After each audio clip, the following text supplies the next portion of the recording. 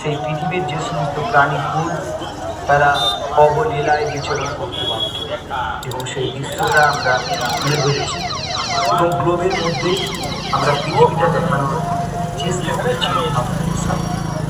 আর এদিকটা দেখাচ্ছি আমরা পৃথিবীর একাল, অর্থাৎ এই আধুনিক যুগের পৃথিবীতে যে প্রকৃতির বৈচিত্র্যময় যে সমস্ত পশু পাখিরা আবার বিচরণ করছে, তারা তাদের খাবারের অভাবে প্রকৃতির তারতম্যের কারণে সেই সমস্ত প্রাণীকুল পশু পাখি মারা যাচ্ছে।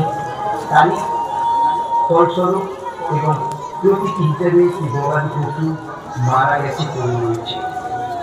নিচে দেখছেন যে কঙ্কাল, অর্থাৎ বনভূমিতে বনাঞ্চলে যে সমস্ত আদি মানুষ